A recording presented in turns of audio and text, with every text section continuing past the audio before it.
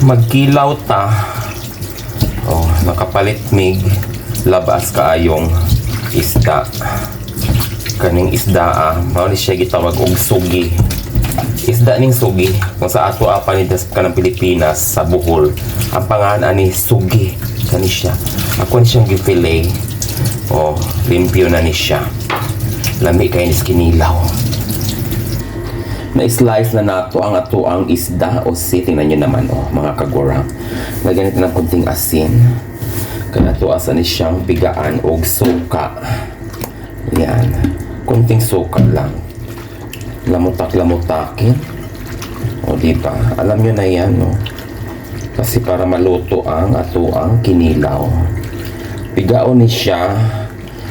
Kinahanglang hugasan o sa ni siya suka para dili siya lansa. Ato siya pugaon. Ngun ana lang kung pagpugao. Yan. Diba? Set aside natin. Pugaon para maluto sa suka. Meron tayong sibuyas, luya, sili. Hangkay niya akong sili kani siya stylan. Niya kaning sibuyas dahon. Ato ang butang lemon. Ang pag-slice sa lemon, ipa-islanting siya kinunana. Para kadiyot na kaya ni siyang mapiga. Diba? Kuhaoning yan ito nga. Anaw ito ng timplahan. Diba mga kagors? Ang mga mahilig dyan magkilaw. Yung lagyan natin ng lemon. Timplahan natin ng konting asin. Yan. Ang ating bitchin. O sa kasakong bitchin yun para mahilot pa.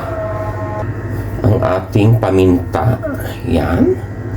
Ang pinakagwapa nating suka. Yan. Tama na yan. O saan na to kumot-kumuton. Yan na kumot-kumuton. Diyan siya maayo.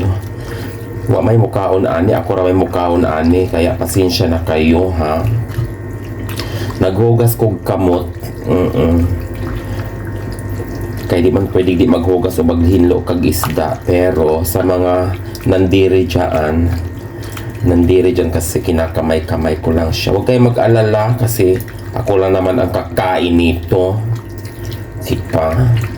Meron akong isang kasama dito from Batangas. Hindi naman ito maarte. Kumakain naman to ng papaitan.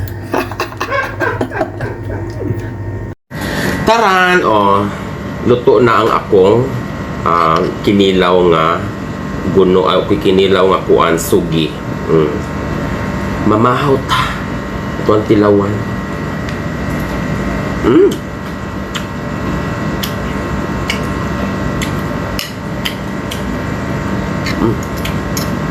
Hangkay.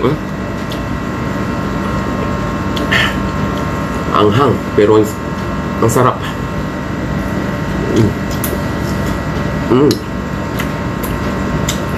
Tamang-tama ang taging suka.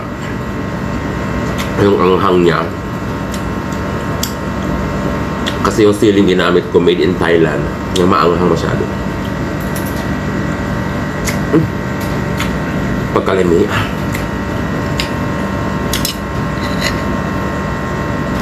Lamig din pare sa bahal. Diba?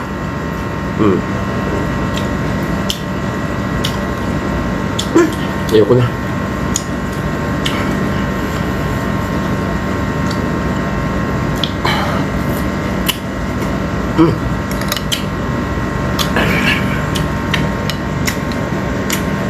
Sigo po ng sabaw, diba?